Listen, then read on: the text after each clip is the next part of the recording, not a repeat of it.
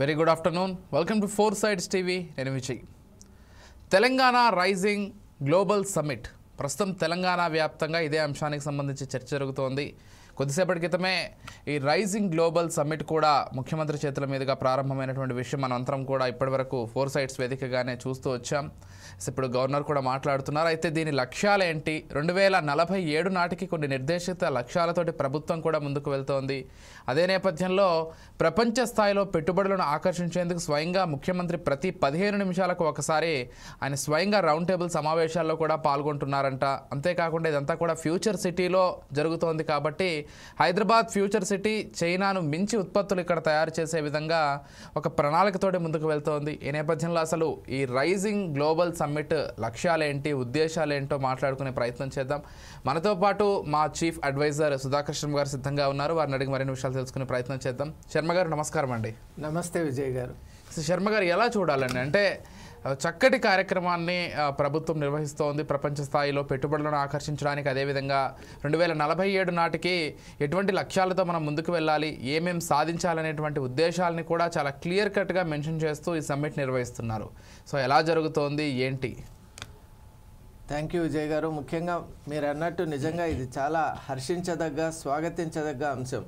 ఎందువల్ల అంటే rising summit పేరులోనే ఉన్నట్టు ఇది గ్లోబల్ సమ్మిట్ కాబట్టి ప్రపంచంలో ఉన్న చాలా దేశాలు, దాదాపు 44 దేశాలు కూడా ఈ యొక్క గ్లోబల్ సమ్మిట్లో పాల్గొంటున్నాయి. ఇక్కడ ఉన్నటువంటి ముఖ్య లక్ష్యం ఏంటి అంటే తెలంగాణకు ఒక విజన్ అంటూ ఏర్పాటు చేసుకోవటం. మనకు ఈ యొక్క సమ్మిట్, ఈ గ్లోబల్ సమ్మిట్ యొక్క మెయిన్ ఆబ్జెక్టివ్గా ఏం చెప్పారంటే it is only an economic summit అని చెప్పారు. And it is not an investment summit అని వాళ్ళు చెప్పారు. కానీ ముఖ్యంగా ఇప్పుడు మనం చూస్తున్నట్లయితే ఇక్కడ ఉన్నటువంటి రెస్పాన్స్ కానివ్వండి, అలాగే ఇక్కడ చూపిస్తున్నటువంటి తెలంగాణ ప్రభుత్వం తీసుకుంటున్నటువంటి చర్యలు కానివ్వండి, వీటన్నిటి ద్వారా డెఫినెట్గా this will lead to many MOUs అనేటువంటిది మనకు చాలా స్పష్టంగా తెలుస్తుంది. ఇప్పటికే Reliance group Vantara project rehabilitation centre విషయం కానివ్వండి, అలాగే world class cine industry infrastructure ఒక యూనిట్ కూడా ఇక్కడ తయారు చేయాలనేటువంటి ఒక ఉద్దేశంతో ఫిల్మ్ యాక్టర్ అజయ్ దేవగన్ కూడా ముందుకు వచ్చినట్టు మనకు తెలుస్తున్నటువంటి నేపథ్యంలో ఇక్కడ ఉన్నటువంటి సమ్మిట్ అనేటువంటిది ముఖ్యంగా తెలంగాణ రాష్ట్రం ఒక దిశానిర్దేశం చేసుకొని ఫ్యూచర్లో అంటే తెలంగాణ రాష్ట్రం ఒక అద్భుతమైనటువంటి టార్గెట్ పెట్టుకునేందండి. 1947 to 2047 అంటే 100 years ఆఫ్ ఇండియన్ ఇండిపెండెన్స్ను దృష్టిలో పెట్టుకొని 2047కి అంతా కూడా మనము $3 trillion ఎకానమీని మనం అందుకోవాలి అనేటువంటి ఒక భారీ లక్ష్యాన్ని మనం ముందుకు పెట్టుకున్నాం. నిజంగా చెప్పాలి అంటే ఈ లక్ష్యం చాలా చాలా శిఖర స్థాయిలో ఉన్నటువంటి లక్ష్యమైనా కూడా ఎప్పుడైతే కలిసికట్టుగా మనం అన్నట్టు ఇప్పుడు మన తెలంగాణ రాష్ట్రంలో కూడా విజన్ డాక్యుమెంట్ అలాగే స్ట్రాటజీ డాక్యుమెంట్ ప్రకారం కూడా ఇప్పుడు ఏదైతే ప్యూర్ అలాగే కోర్ అండ్ రేర్గా ఎప్పుడైతే మనం విభజన చేసుకున్నామో తెలంగాణ రాష్ట్రంలో ఉన్నటువంటి ఇన్ఫ్రాస్ట్రక్చర్ ముఖ్యంగా మనం ఎయిర్పోర్ట్స్ ఫెసిలిటీని మనం ఎప్పుడైతే పెంచుకుంటూ ఉన్నామో అలాగే కనెక్టివిటీని పెంచుకోవడం, నెట్వర్క్ పెంచుకోవడం, అలాగే ఇక్కడ ఉన్నటువంటి ఇన్ఫ్రా డెవలప్మెంట్ చేసుకోవడం, అలాగే ఎకనామిక్ కారిడార్స్ నిర్మించుకోవడం, స్పెషల్ SEZలు నిర్మించుకోవడం, అలాగే ముఖ్యంగా మనకు ఉన్నటువంటి గ్రోత్ సెక్టర్స్ అనేటువంటి ఫార్మా కానివ్వండి, అలాగే అగ్రో ప్రొడక్టివిటీ కానివ్వండి, వీటిని కనుక మనం బూస్టప్ చేసుకుంటే తప్పక ఈ యొక్క $3 trillion ఎకానమీ ఏదైతే ఉందో తప్పక మనం చేరుకునేటువంటి ఒక లక్ష్యమే అనేటువంటి ఒక విశ్వాసాన్ని మనం కలిగించేటువంటి ప్రయత్నం కూడా ఈ సమ్మిట్ చేస్తుందని నేను భావిస్తున్నానండి. ఎస్, అంటే శర్మ గారు మీరు అన్నట్లుగా పెట్టుబడులను ఆకర్షించేందుకు ఇది నిర్వహించకపోయినప్పటికీ ప్రపంచ స్థాయిలో ఉన్నటువంటి పారిశ్రామికవేత్తలతోటి సదస్సులు నిర్వహిస్తున్నారు కాబట్టి ఆ దిశగా కూడా ముఖ్యమంత్రి ప్రయత్నం చేసేటువంటి అవకాశం ఖచ్చితంగా ఉంటుంది. అందుకే నేను మొదట్లో కూడా చెప్పాను, భారీ స్థాయిలో పెట్టుబడులను ఆకర్షించే విధంగా కూడా ప్రభుత్వం ఒక ప్లాన్ ప్రకారమే ముందుకు వెళ్తోంది. డెఫినెట్గా మీరు అన్నది విజయ్ గారు. ఎలా అంటే ఎప్పుడైతే ఈ రాష్ట్ర ప్రభుత్వం ఒక ఖచ్చితమైనటువంటి డైరెక్షన్ కలిగి ఉంటుందో, ఒక దిశానిర్దేశం తనకు తాను చేసుకుంటుందో ఆటోమేటిక్గా ఇన్వెస్ట్మెంట్ ఫ్లో అనేటువంటిది ఫాలో అవుతుందండి. ఎందువల్ల అంటే మనకు ప్రపంచవ్యాప్తంగా చూసినట్టయితే investors are ready to pull in their revenues but they are searching for the ideal platforms. మనం తెలంగాణ రాష్ట్రం కనుక అటువంటి ఐడియల్ ప్లాట్ఫామ్ని కనుక మనం ప్రూవ్ చేయగలిగితే, వాళ్ళలో నమ్మకం కలిగించగలిగితే, ఆ ట్రస్ట్ను మనం నిలబెట్టుకోగలిగితే, అలాగే మనం చేసే ప్రతిపాదనలన్నీ కూడా ఫీజిబుల్గా ఉండగలిగితే, అలాగే మనం తీసుకుంటున్నటువంటి ప్రతి చర్య కూడా ఇకలాజికల్ ఇంబ్యాలెన్స్ గురి కాకుండా ఈకలాజికల్ యాక్టివిటీ అలాగే క్లైమేట్ యాక్షన్ ఎప్పుడైతే సంరక్షించే విధానంలో ఉంటుందో తప్పక ప్రపంచంలో ఉన్నటువంటి వాణిజ్యవేత్తలు అలాగే భారీ కంపెనీలు ముఖ్యంగా మనం ఈ సందర్భంలో విజయ్ గారు ఒకటి గుర్తుపెట్టుకోవాలి. ఈ గ్లోబల్ సమ్మిట్కు వస్తున్నటువంటి ఆ డిస్టింగ్విష్డ్ కేటగిరీ ఆఫ్ గెస్ట్లో మనం చూసినట్టయితే ఇంటర్నేషనల్ ఆర్గనైజేషన్స్ ఉన్నాయి. ఒకటి వరల్డ్ హెల్త్ ఆర్గనైజేషన్ ఉంది, అలాగే వరల్డ్ బ్యాంక్ ఉంది, ఏషియన్ డెవలప్మెంట్ బ్యాంక్ ఉంది, అలాగే యూనిసెఫ్ కూడా ఉంది. మరి ఇటువంటి ప్రధానమైనటువంటి యునైటెడ్ నేషన్స్ సంబంధించిన సంస్థలు అలాగే వరల్డ్ ఎకనామిక్ ఫోరంకు సంబంధించినటువంటి సంస్థలు ఇవన్నీ కూడా ఎప్పుడైతే ఇక్కడ కేంద్రీకృతమై అబ్జర్వ్ చేస్తూ ఉన్నాయో అది నిజంగా చాలా పెద్ద విషయం. ఎందువల్ల అంటే ప్రపంచవ్యాప్తంగా కూడా వరల్డ్ బ్యాంక్ కానివ్వండి అలాగే WHO కానివ్వండి యూనిసెఫ్ చేసేటువంటి ప్రాజెక్ట్స్ పైన మిగతా దేశాలు డెఫినెట్గా అబ్జర్వేషన్ పెడతాయి. ఎప్పుడైతే ఈ అన్ని ఇంటర్నేషనల్ ఆర్గనైజేషన్స్ ఇక్కడ హైదరాబాద్లో కన్వీన్ అయ్యి ఇక్కడ అవి కన్వర్జ్ అయ్యి ఎప్పుడైతే ఈ విధంగా ఇంత పెద్ద సమిట్లో పాల్గొంటూ ఉన్నాయో definitely it has attracted the global attention అని మనం చెప్పుకోవాలి. అలాగే మీరు అన్నట్టు ఎప్పుడైతే ఎకనామిక్ సమిట్గా మనం ప్రారంభం చేసుకున్నా కూడా seeing the trends, seeing the prospects definitely it would invite large investments in near future అని నేను భావిస్తాను. Yes sir. అండ్ శర్మ గారు మరొక కీలకమైనటువంటి అంశం ఏంటంటే ఫ్యూచర్ సిటీకి సంబంధించి ఫ్యూచర్ సిటీలో దీన్ని నిర్వహిస్తూ దాన్ని ప్రమోట్ కూడా చేస్తున్నారు మరోవైపు. అండ్ స్వయంగా ప్రభుత్వం కూడా ఏం చెప్పిందంటే చైనాని మించి ఇక్కడ మ్యానుఫ్యాక్చరింగ్ తయారు చేయబోతున్నాం భవిష్యత్తులో అని. సో ఒక పెద్ద కంపారిజన్ అయినప్పటికీ కూడా ఆ విధంగా జరగాలని ఇటు భారతదేశం మొత్తం కూడా కోరుకుంటుంది. ఎందుకంటే మ్యానుఫ్యాక్చర్ రంగంలో మనం కొంత వెనుకబడి ఉన్నాం చైనా లాంటి కంట్రీస్తో కంపేర్ చేస్తే. కాబట్టి ఇప్పుడు తెలంగాణ లాంటి గవర్నమెంట్స్ ఇవన్నీ ఫోకస్డ్గా ముందుకు వెళ్తే ఖచ్చితంగా లక్ష్యాలను ఈజీగా చేరుకోవచ్చు. ఒకటి విజయ్ గారు, మనం ఎప్పుడైతే ఒక భారీ లక్ష్యం ఉంటుందో మనం చాలా చిన్న చిన్న స్టెప్స్తో కనుక ముందుకు వెళ్ళామనుకోండి మనం definitely we can escalate and we can overcome all the obstacles అని మనకు మామూలుగా మనకు ట్రెండ్స్ చెప్తున్నాయి, ఎకనామిక్ స్టడీస్ చెప్తున్నాయి. అలాగే growth curve or growth graph of any country మనం చూసినట్టయితే చైనా కూడా అభివృద్ధి పథంలో ప్రారంభమైనప్పుడు అసలు ఎవరు కూడా ఊహించలేదండి. ఎందువల్ల అంటే తీవ్రమైనటువంటి అక్కడ కరువు, అలాగే జన నష్టం, ప్రాణ నష్టం, అలాగే చాలామంది డైరెక్షన్ లెస్గా ఉన్నటువంటి ఒక క్లిష్టమైనటువంటి సందర్భంలోనే చైనా ప్రభుత్వం కూడా కొన్ని అద్భుతమైనటువంటి నిర్ణయాలు తీసుకోవడం వల్ల యావత్ అక్కడ ఉన్నటువంటి ఆ పాపులేషన్ను వాళ్ళకి స్ట్రీమ్లైన్ చేయగలిగారు, వాళ్ళ నుంచి వాళ్ళకి కావాల్సినటువంటి అవుట్పుట్ తీసుకోగలిగారు. అలాగే మ్యానుఫ్యాక్చరింగ్ హబ్ ఏదైతే ఉందో దాన్ని గ్లోబల్ మ్యానుఫ్యాక్చరింగ్ హబ్గా కూడా చేయగలిగారు. నిజంగా చెప్పాలి అంటే చైనా వాళ్ళు చేసినటువంటి ఆ ఎక్స్పెరిమెంట్ ఏదైతే ఉందో అది నిజంగా ప్రతి దేశం కూడా చేయొచ్చు. ముఖ్యంగా పొరుగున ఉన్నటువంటి భారతదేశం మన దేశానికి నిజంగా పాపులేషన్ ముఖ్యంగా యూత్ పాపులేషన్ చాలా ఉన్నటువంటి నేపథ్యంలో అది ఒక పెద్ద అడ్వాంటేజ్గా మనం తీసుకోవాలి. రీసెర్చ్ అండ్ డెవలప్మెంట్ను కూడా మనం సైడ్ బై సైడ్ కనుక మనం తీసుకొని వెళ్ళగలిగితే డెఫినెట్గా మ్యానుఫ్యాక్చరింగ్లో మనం ఇంటర్నేషనల్ ఎడ్జ్ కూడా మనం అందుకోగలం. ముఖ్యంగా మనం చెప్పినట్టయితే ఇప్పటి వరకు మన మ్యానుఫ్యాక్చరింగ్ కెపాసిటీస్ అనుకున్నటువంటి స్థాయిలో లేవు. ఇంకొకటి మనం చేయగలిగినంత స్థాయిలో కూడా లేవు. కాబట్టి ఫస్ట్ మనం అచీవ్ చేయగలిగినటువంటి స్థాయికి మనం వెళ్ళగలగాలి. ఆ తర్వాత మనం ఏదైతే ఒక డ్రీమ్గా పెట్టుకున్నామో దాన్ని కూడా అచీవ్ చేయాలి. డెఫినెట్గా ఎక్స్పోర్ట్ అనేటువంటిది export line we have to improve. మనం చూసాం ఈ మధ్య కాలంలోనే మనం ఒక డిస్కషన్లో రష్యాతో ఉన్నటువంటి డెఫిసిట్ ట్రేడ్ బ్యాలెన్స్ను కూడా మనం చూసాం. అవును, పెద్ద పెద్ద దేశాలతో మనం వాణిజ్య వ్యాపారాలు అలాగే ట్రేడ్ రిలేషన్షిప్స్ క్యారీ చేస్తున్నా కూడా ఎక్కడ కూడా మనం డెఫిసిట్లో ఉన్నాం. ఎందువల్ల అంటే మనం ఎక్స్పోర్ట్ కెపాసిటీ అనేటువంటిది వాళ్ళతో మ్యాచ్ కావడం లేదు. కాబట్టి డెఫినెట్లీ మనం అందరూ కనుక సమిష్టిగా ప్రతి రాష్ట్రం కూడా భారతదేశంలో ఉన్నటువంటి ప్రతి రాష్ట్రం కూడా ఇప్పుడు తెలంగాణ ఏ విధంగా అయితే గ్లోబల్ రైజింగ్ సమిట్ను ప్రవేశపెట్టి తద్వారా ఒక మంచి దిశానిర్దేశం చేసుకొని ఎకనామిక్ ఇన్వెస్ట్మెంట్ని అట్రాక్ట్ చేసి అలాగే నిలుపుకొని ముందుకు వెళ్ళాలి అనేటువంటి ఒక ఆలోచనతో ఉందో అదేవిధంగా కనుక ప్రతి రాష్ట్రం కూడా ముందుకు వస్తే డెఫినెట్గా India being the federation of all the states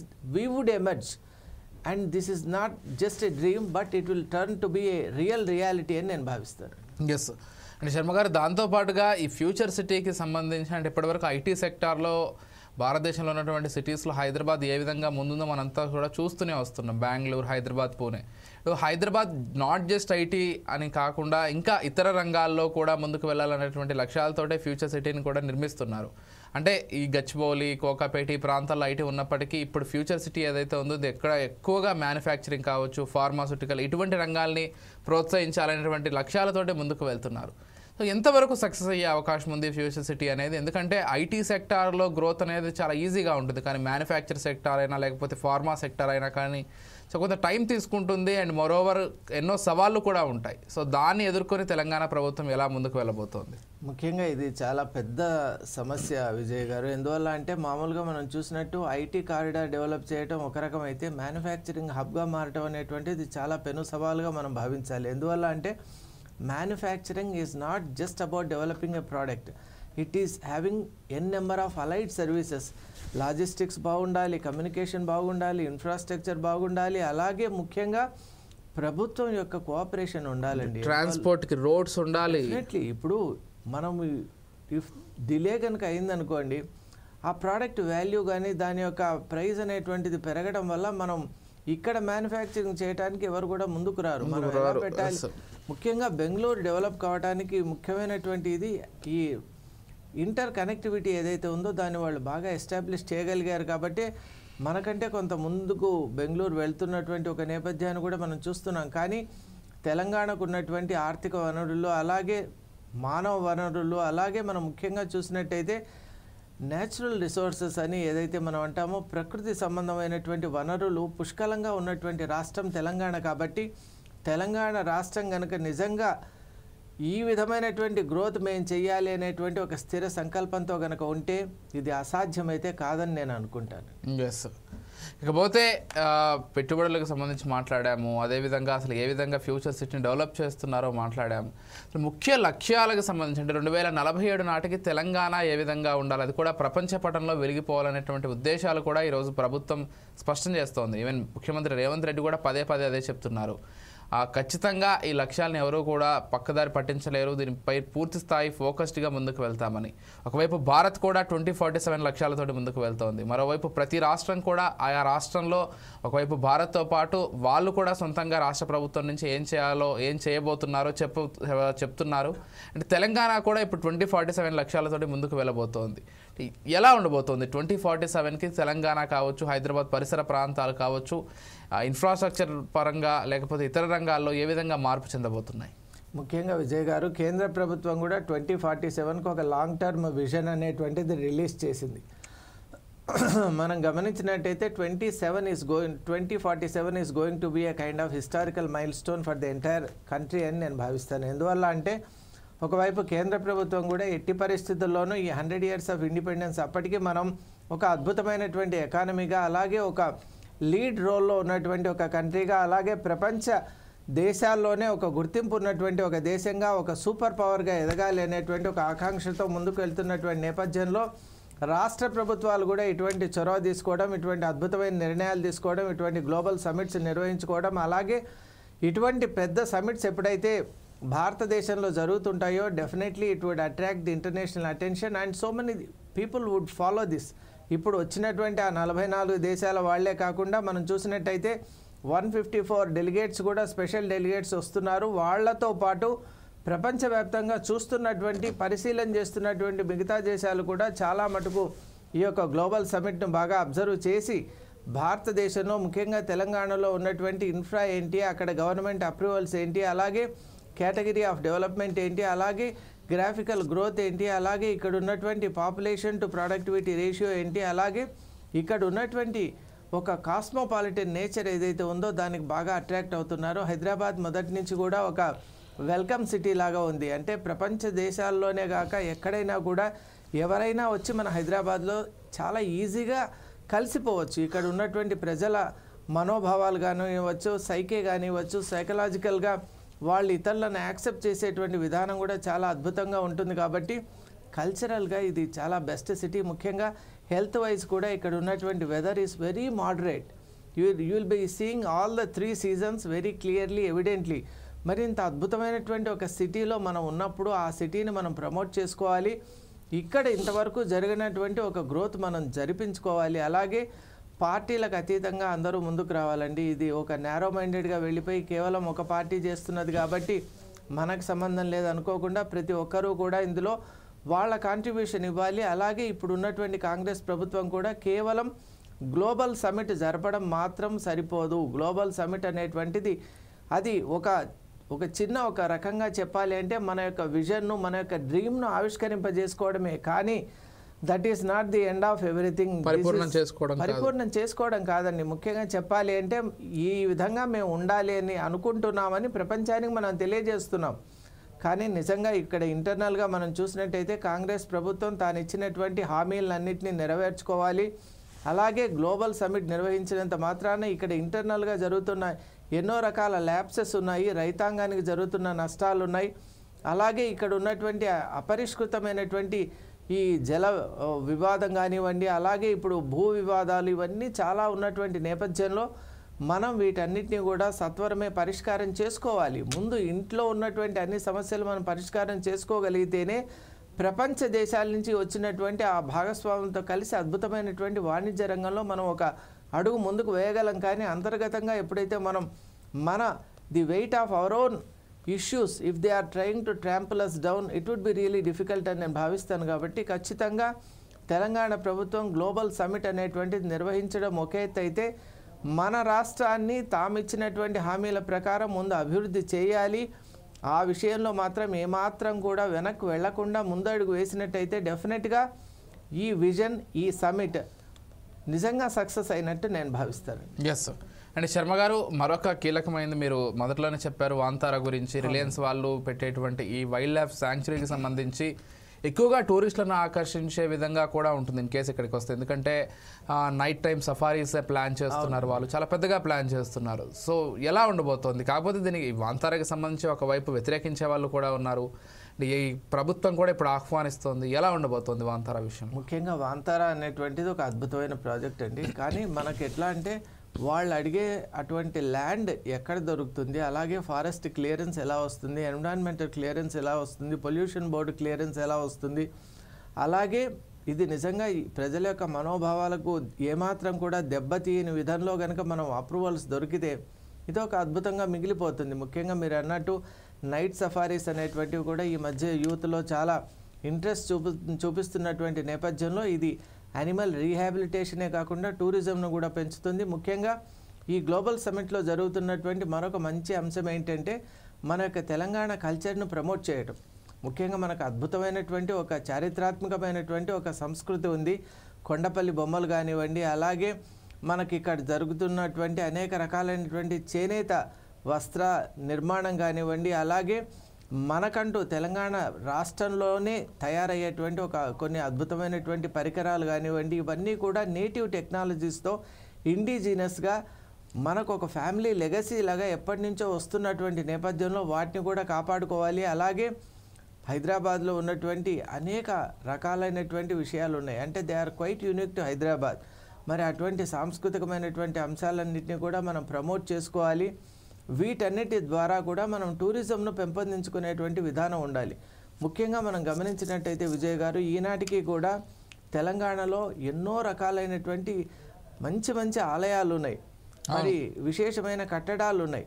ఇవే కనుక వేరే రాష్ట్రంలో ఉంటే ఈ పాటికి అవి ఎప్పటికో ఇంటర్నేషనల్ ఫేమ్ కూడా వచ్చేది. మనకున్నటువంటి వారసత్వ సంపదను కాపాడుకోవడంలో ఇంకా పూర్తిగా సన్నిద్ధంగా లేము. ఇంకోటి వాటి పట్ల కూడా మనం పూర్తి ఒక రకమైనటువంటి ఉత్సాహాన్ని కూడా మనం ప్రదర్శించట్లేదు. Bhadrachalam biggest example, biggest thing మీరు అన్నది చాలా కరెక్ట్. ఇప్పుడు భద్రాచలం లాంటి ఒక ఆలయానికి ఉండవలసినటువంటి ఇన్ఫ్రా, అలాగే గుర్తింపు, అలాగే ఒక టూరిస్ట్ బేస్ మనం చూసినట్టయితే చాలా తక్కువ. కాబట్టి అసలు అసౌకర్యంలోనే వెళ్తున్నారు. అవునండి, భక్తులు కూడా వచ్చిన వాళ్ళ కనీస వసతులు కూడా ఈనాటికి లభ్యం కావటం లేదంటే అది ముమ్మాటికి నిజమే. ఫెయిల్యూరే. ఏ ప్రభుత్వం అయినా కూడా మనం ప్రభుత్వాలకు అతీతంగా మన వారసత్వ సంపదను మనం ముందుకు తీసుకొని వెళ్ళడంలో ఇప్పటిదాకా సఫలీకృతులు కాలేదని నేను అనుకుంటున్నాను. ఎస్, అండ్ టూరిజం చాలా కీ రోల్ పోషిస్తుంది ఏ దేశ అభివృద్ధిలో అయినా, ఏ రాష్ట్ర అభివృద్ధిలో అయినా. అలాంటి మనం చూస్తున్నాం కదా చాలా క్లియర్గా. సింగపూర్, మలేషియా ఇవన్నీ కూడా టూరిజం పైనే డెవలప్ అయ్యాయి. ఈరోజు ప్రపంచంలోనే వెలుగొందుతున్నటువంటి సిటీస్గా కావచ్చు, కంట్రీస్గా ఉన్నాయి జస్ట్ బికాస్ ఆఫ్ టూరిజం. కాబట్టి ఆ దిశగా ఖచ్చితంగా ప్రభుత్వాలు ఫోకస్ చేయాలి. And coming to film industry, Sharma గారు, వరల్డ్ క్లాస్ ఫిలిం సిటీని కూడా ఇక్కడ డెవలప్ చేసేందుకు ప్రభుత్వం కసరత్తులు చేస్తుందంట. అజయ్ దేవగన్ ఇదంతా కూడా పర్యవేక్షించేలా కూడా చేస్తుందట. సో ఇప్పటికే ఫిలిం ఇండస్ట్రీలో దేశవ్యాప్తంగా కంపేర్ చేసుకున్నట్లయితే బాలీవుడ్ లేకపోతే కాలీవుడ్ వీటితో కంపేర్ చేస్తే మన ఇటు రామోజీ ఫిలిం సిటీ కావచ్చు, లేకపోతే ఇక్కడ ఉన్నటువంటి సౌకర్యాలు కొంత మెరుగ్గా ఉంటాయి. అటు హిందీ వాళ్ళు లేకపోతే ఇతర బెల్ట్ వాళ్ళంతా కూడా ఇక్కడికి వచ్చి షూటింగ్స్ జరుపుకుంటూ ఉంటారు. అలాంటిది హాలీవుడ్ రేంజ్కి తీసుకెళ్ళాలి, ఇక్కడ ఉన్నటువంటి ఫిలిం ప్రొడక్షన్ కావచ్చు లేకపోతే షూటింగ్స్ కావచ్చు అనేటువంటి ఉద్దేశంతో ప్రభుత్వం ముందుకు వెళ్తోంది. సో ఇది ఎంతవరకు హెల్ప్ అవుతుంది అనుకోవాలి? ముఖ్యంగా మనం ఇప్పటివరకైతే ఒక నేషనల్ లెవెల్లో హైదరాబాద్ అనేటువంటిది ఒక అద్భుతమైన స్థానాన్ని కలిగి ఉందండి. రామోజీ ఫిలిం సిటీకి నిజంగా స్పెషల్ థ్యాంక్స్ చెప్పాలి. ఎందువల్ల అంటే రామోజీ గారి యొక్క విజన్ వల్ల ఈరోజు మనం చూసాం భారతదేశ వ్యాప్తంగా ఎక్కడైనా ఒక అద్భుతమైనటువంటి ఒక సినిమా నిర్మించారు అంటే దాంట్లో రామోజీ ఫిలిం సిటీ యొక్క పాత్ర అంతో ఎంతో ఉంటుంది. అంటే not only filming the particular events, కానీ అక్కడ ఉన్నటువంటి ఆ డిఫరెంట్ ల్యాబ్స్ కానివ్వండి, అక్కడ ఉన్నటువంటి ఈ స్పెషల్ ఫెసిలిటీస్ ఏవైతే ఉన్నాయో అవి నిజంగా ఒక స్టేట్ ఆఫ్ ది ఆర్ట్ టెక్నాలజీతో ఉన్నాయి, నెక్స్ట్ లెవెల్లో ఉన్నాయని అక్కడ సర్వీసెస్ అందుకున్న ప్రతి ఒక్కరు కూడా చాలా సాటిస్ఫైడ్గా చెప్తున్నారు. మరి ఈ నేపథ్యంలో మనకి ఇంటర్నేషనల్ కేటగిరీ, ఇంటర్నేషనల్ క్యారెక్టరిస్టిక్స్ ఉన్నటువంటి మరొక అద్భుతమైనటువంటి ఫిలిం ఫెసిలిటీ, డెవలప్మెంట్ ఫెసిలిటీ కూడా ఇక్కడికి వస్తుందంటే అది కూడా మనం వెల్కమ్ చెప్పచ్చు. కానీ how it is going to be promoted, on what lines and whose interest will predominate, ఇవి చాలా సెన్సిటివ్ ఇష్యూస్ ఉంటాయి. కాబట్టి తెలంగాణ రాష్ట్రం ఏ విధంగా దానిపై పట్టు కలిగి ఉంటుంది, ఇంకొకటి తెలంగాణ సంస్కృతి, తెలంగాణ ప్రాంతం యొక్క యాస, భాష, వీటన్నిటికీ సంబంధించిన అనేక అంశాలను కూడా దృష్టిలో పెట్టుకొని ఎటువంటి ఇక్కడున్న నేటివిటీకి భంగం కలగకుండా, అలాగే ఇంటర్నేషనల్ స్థాయికి వెళ్ళినప్పుడు కూడా దీని ప్రమోషన్లో ఉండవలసినటువంటి అన్ని పారామీటర్స్ను చాలా పకడ్బందీగా మనం ప్లాన్ చేసుకున్నప్పుడే ఈ ప్రాజెక్ట్ అనేటువంటిది that would be helpful for Telangana and also to the film making industry. Right, thank you Sharma garu, thank you so much అండి. అన్ని విషయాలు కూడా చర్చించే ప్రయత్నం చేశాం. Thank you so much. డెఫినెట్గా తెలంగాణ ప్రభుత్వం చేస్తున్నటువంటి ఈ గ్లోబల్ సమ్మిట్కి సంబంధించి, అది కూడా రైజింగ్ గ్లోబల్ సమ్మిట్కి సంబంధించి అనుకున్న లక్ష్యాలను అయితే ఆవిష్కరించే ప్రయత్నం చేస్తోంది. కాకపోతే వాటిని అచీవ్ చేసే దాంట్లో ఎంతవరకు సక్సెస్ అవుతుందో మాత్రం ఖచ్చితంగా వేచి చూడాల్సిందే. డెఫినెట్గా మనం డిస్కస్ చేసినటువంటి ఫిలిం కావచ్చు, లేకపోతే పరిశ్రమలు కావచ్చు, లేకపోతే ఫ్యూచర్కి సంబంధించి ఏ విధంగా ప్లాన్ చేసుకుంటున్నాం, ఇవన్నీ కూడా చాలా పకడ్బందీగానే ముందుకు వెళ్తున్నారు. వెళ్ళాలని కూడా కోరుకుందాం. దాంతోపాటుగా ఇక్కడ ఉన్నటువంటి యువతకు ఉపాధి కూడా అంతే ముఖ్యంగా లభించాలి. ఎందుకంటే చాలా వరకు కూడా కంపెనీలు డెవలప్ అయినప్పటికీ కొన్ని రాష్ట్రాల్లో ఇతర రాష్ట్రాల వాళ్ళు లేకపోతే ఇతర దేశాల వాళ్ళకి అక్కడ అవకాశాలు లభిస్తూ ఉంటాయి. కాకపోతే ఇక్కడ అలా కాకుండా ఇక్కడ ఉన్నటువంటి స్థానిక యువతకి ఉపాధి కల్పించేలాగా కొంత ఫోకస్డ్గా ప్రభుత్వం ముందుకు వెళ్ళాలని కోరుకుందాం. ఎందుకంటే నిరుద్యోగత కూడా చాలా ఎక్కువగా ఉంది భారతదేశంలో, అది కూడా తెలంగాణలో మరింత ఎక్కువగా ఉంది. రాష్ట్రం ఫామ్ అయిన తర్వాత కూడా దాన్ని సరైనటువంటి క్రమంలో తీర్చిదిద్దలేకపోయాయి ప్రభుత్వాలు, అంటే అటు బీఆర్ఎస్ కావచ్చు, ఇప్పుడు కాంగ్రెస్ కావచ్చు. కాబట్టి ఉపాధి పైన కూడా ఫోకస్ చేయాల్సినటువంటి అవసరం ఎంతైనా ఉంది. అండ్ డెఫినెట్గా అనుకున్న లక్ష్యాల దిశగా తెలంగాణ ప్రభుత్వం, ఈ ప్రభుత్వం ఉన్నా లేకపోతే ఫ్యూచర్లో మరో పార్టీ అధికారంలోకి వచ్చినా ఈ లక్ష్యాలకు అనుగుణంగా ముందుకు వెళ్ళాలని కోరుకుందాం. మరింత అభివృద్ధి చెందాలి తెలంగాణ. 2047 లక్ష్యాలని పూర్తిగా చేరుకోవాలని కోరుకుందాం. ఇది వాళ్ళ special discussion. Keep watching 4 Sides TV.